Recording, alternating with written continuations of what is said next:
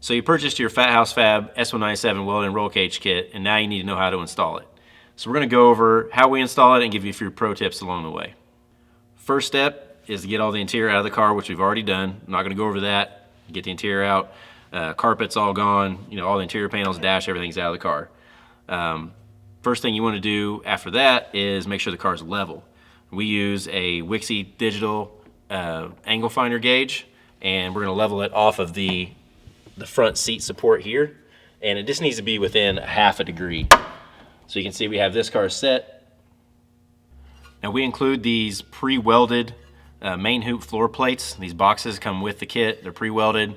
They fit right in the corners down here, which we're going to show you. This one is already tacked in, and it's very important that you get these within ½ degree level, front to back and side to side. So you can see we've got this one set.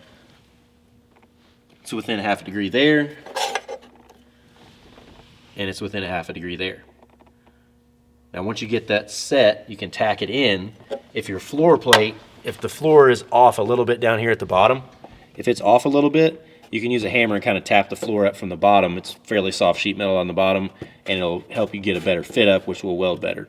It's more important to get this level than it is to make it fit perfectly on the bottom at first. So get this level, tack it in, bring the floor up. Also make sure you have all the paint scraped away around, and then we're going to also spray that with weldable primer before we final weld it, which is what's done to the floor over here. You can see this has already been sprayed with weldable primer. This box is going to come back out, so it'll be sprayed at a later time. Now I want to talk a little bit about prepping the weld-in joints. You want to make sure you get all the chromoly scale off the outside. We use shop roll for that, and then also clean up the inside, get any burrs off of there, and then we also take the shop roll around the inside of the tubing. The less mill scale you have left on the tubing, the cleaner and stronger the weld's going to be. Okay, I just want to take a quick second to talk about beveling your weld joints. Especially on the main hoop, it's going to be flat when you get it, so it will need a bevel put in it. About a 45-degree angle like this will be perfect. We usually try to get in about halfway into the material on the bevel. The other joints will also need beveled if they're not already, so just make sure you have a good bevel before you weld. The next step is going to be setting your main hoop in place, and the first thing we're going to do is we're going to get our seat back bar. This is going to be a snug fit. You're going to tap it into place. That's going to get your spacing right for the main hoop, and then make sure that you have the fit up flat on the bottom. So the main hoop should sit very close to perfectly flat on the bottom. Make sure you have it beveled like we just showed you. And then you're going to want to have the main hoop lean back on both passenger and driver side, set within ½ degree of 75. And as you can see, this one right here, 75.2. So we're within ½ degree. If this is off by more than ½ degree, it's going to move the fit up of the tubes around.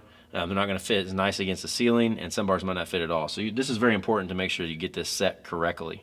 And we do recommend that you get a nice digital angle finder like this. We will have these available on the website. They're affordable. I believe this one's around $35, $40. You can buy them anywhere you want, but these are a good thing to have to make sure you get your angle set perfectly. So we have the driver side forward bar installed with some approved welder's tape. This will be offered optionally on the website to do your final install with. I'm just kidding. Don't do that. But we just have it secured in here just so you can see how the fitment is. All we did was put the bar in. The main hoop is set at 15-degree layback, and you can see how the bar follows the A-pillar all the way down through here. It's nice and tight, and then we're going to show you how the fit up is on the cope to the main hoop. So as you can see here, this bar is just set in place. We have a hoop in the correct position. The bar fits good, and the cope should fit like this. This one's also been beveled already, so it's got a little bit of a weld gap there. You can see where the weld will fill in, but the tube fits up nice and tight to the main hoop like that. Another thing I want to talk about is how the copes fit up are going to vary slightly per car, because every car is a little bit different, the way the chassis is set up and stuff. So you may have to do some slight adjustments, but it's going to be very, very close, and we'll get a close-up picture of that so you can see how it fits together. Also, a little bit further in the video, we're going to show you, we drill a relief hole behind this weld on every tube joint. We want to show you where that's going to go, and that needs to be done at every joint so that air can get out of the tubing. Otherwise, it'll expand and have nowhere to go except for popping out of your weld, so you don't want that to happen. We'll show you that here in just a minute. So here I'm showing you the relief hole This is a 1/4 inch hole. This is what we recommend. You can do 1/8 inch as well, but this is kind of the motto: bigger is better, more airflow. It's going to allow more vent. So this is a piece that's laying on the bench here. We're just showing you. This has been prepped, so it's ready to weld. We've sanded off all the mill scale and the tubing. It's got the hole drilled in it, and then that's going to the cope of the tube that's connecting is going to sit right over top of it like that. So if you look down in here, you can see it's not going to affect any of the weld quality or anything like that. It's just going to allow the gases to vent through the tubing so it doesn't expand and pop a hole in your weld. Now we're going to go through and we're going to weld every weld joint we can get to before we drop the cage down. As you can see, Jack's over there welding now. He's going to weld just what he can get to easily, just to solidify the cage, make sure it stays where it needs to stay. All right, now Jack, what filler rod are we using here? So we're using 3/32 ER70S mild steel filler rod and a 3/32 tungsten sharpened to a nice point. Okay, and then and what kind of amperage are we using? I usually set it around 120 amps and then just use the slide or foot control to find out what amps I need. I'd say usually around 80 amps, 80 to 90 amps, depending on speed you're running and if you're in a tight corner or not. Awesome. All right, guys, quick pro tip for you here. If you're going to be putting your deck lid carpet back on, we recommend cutting that out and putting it in there before you tack your rear bars in place. It fits in a lot easier if you do it beforehand, and you won't have to cut it in as many pieces. You should be able to keep it as one and just cut out around where the bar goes in. So as you can see, we've already done that here in this car. And for that matter, just about any interior panels that you're going to want to put back in, these panels here are going to be very, very hard to put back in. You're going to want to make sure that they are not cold. Maybe even warm them up a bit so they're a little more pliable, but you're going to have to wedge them back through here pretty hard to get everything back in here, and you may have to trim on them a little bit. We fit everything in so tight that there's going to be some fit up there.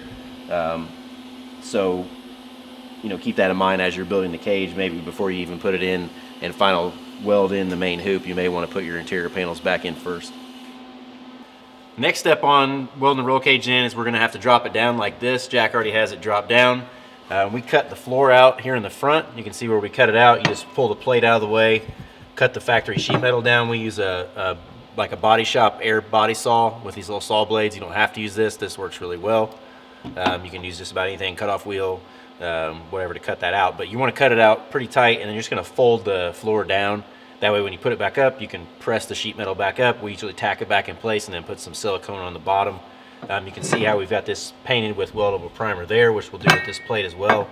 Once we get everything put back in and the cage raised back up, we'll put that plate in and weld everything in place in its final position. You can see on the back of the main hoop boxes, it's already got weldable primer on it.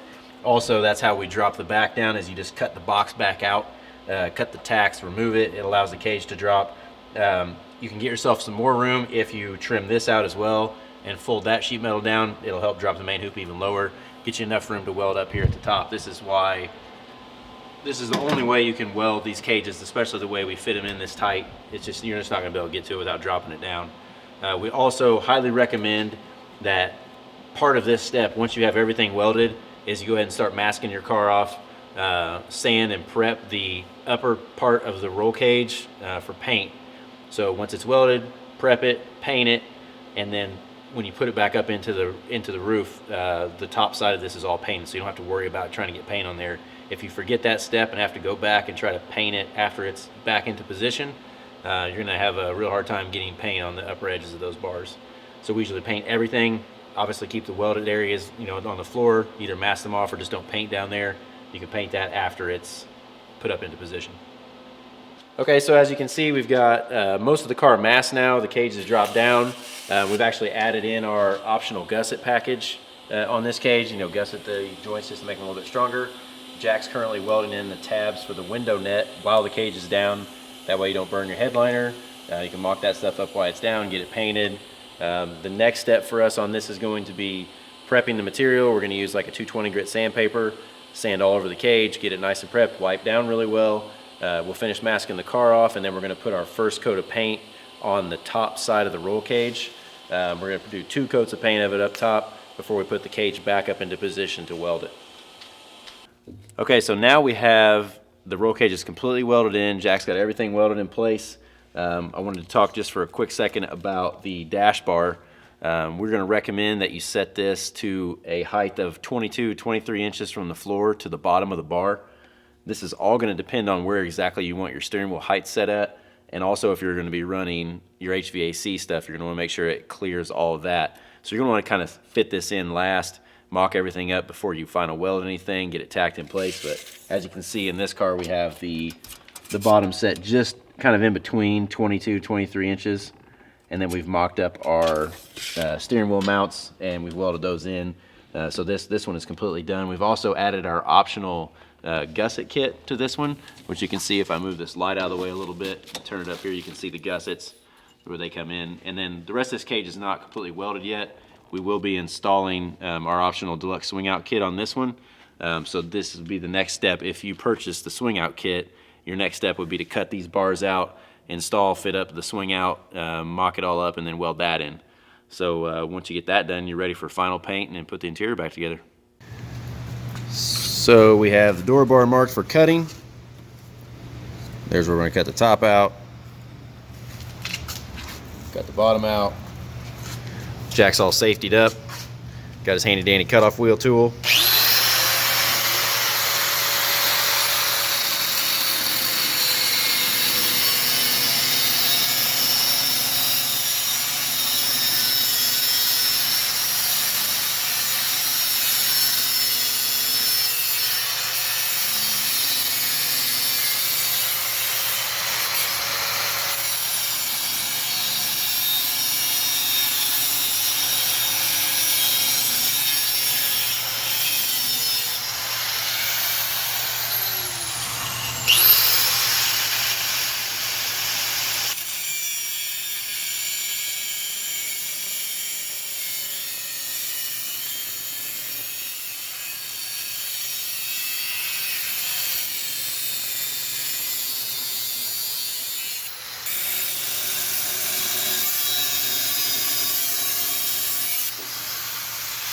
I got it. All right, door bar's out. Now we got to put it back in.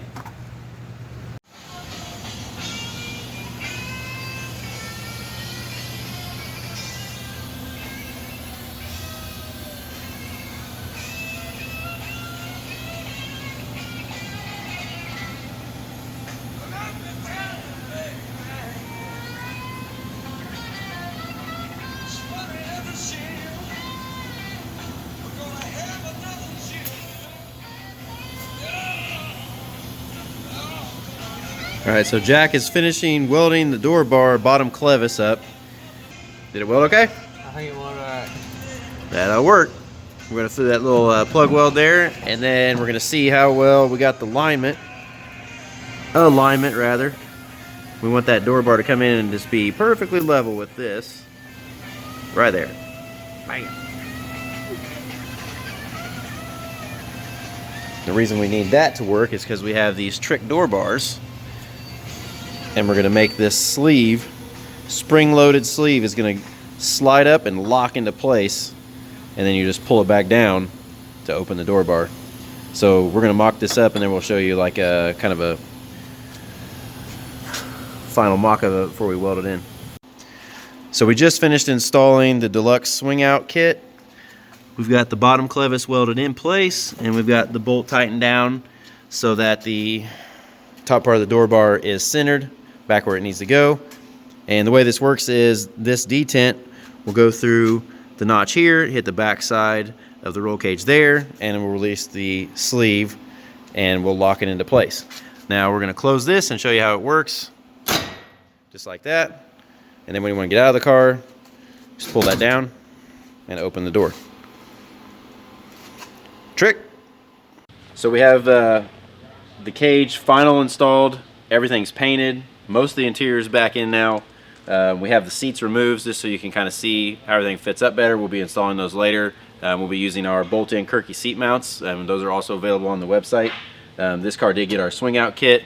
We have demonstrated how this works in some of our Jam Factory videos. If you don't watch those, you should check those out. But I'll show you real quick how this works. You basically, when you're inside the car, you just pull the sleeve down and it opens. This little detent You can get in on that part right there so you can see the detent. That actually locks the sleeve back and holds it into position. And then when you go to close the bar, you just push it right in, locks back into place. So these are very nice. There's no pin or clevis to deal with. We like these a lot. They are a little bit tricky to install. We can give you some tips on that if you need them when you're installing the kit. As you can see, the main hoop fits very tight along the interior panels through here, all the way down to the side. We tuck everything in really tight. Everything lays out really nice, keeps everything as far away as possible. We've got our optional gusset kit installed here. We've also got, you can see the dash plates are installed to hide the holes where you cut out for the dash. We'll show those to you here in just a second. So when you trim your dash out, here so you can slide this in up under here, and the trim plate will cover that cutout so it looks nice. And you know, the windshield's not back in here yet, but once the windshield's back in, the rearview mirror will fit with the headache bar here at the top really nice. And I'm going to shut the door here so you can kind of see, you can get down in there and kind of show how the door bar trims along the edge. You can see how tight it fits, nice and snug through there.